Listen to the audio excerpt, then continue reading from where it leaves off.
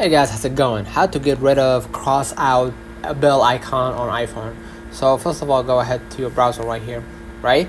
And what you're gonna do, you're gonna just go ahead right here. It says, what does contact on my iPhone have to do or have a bell with a line through it, right? And if you want to actually, turn off the crossed out bell icon, you're gonna be able to, let me see if you want to actually what is the red bell with a slash on my iPhone. That icon slash, that means that notification will be silenced when you tap that icon. So basically, if you want to get rid of that icon, of the, if you want to hide it or something like that, I think the best way to actually do that, it's not by like, let me show you how it's done. You're gonna be able right here to unmute, right?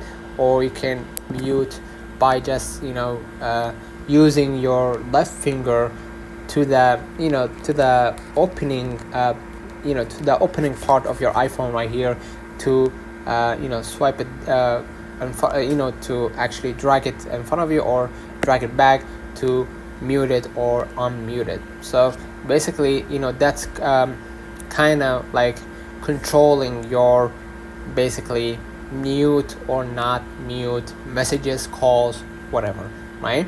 And if you want to unmute, right, if you want to unmute, you gotta be able to use your left finger to that thing right here, which is kind of a like something like like a switch to turn it on, right?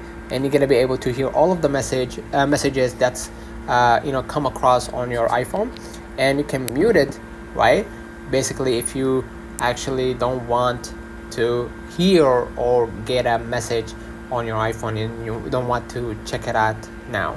So basically, if you want to get rid of it, you need to actually use if you want to hide it, basically you need to use iPhone 15 or 14.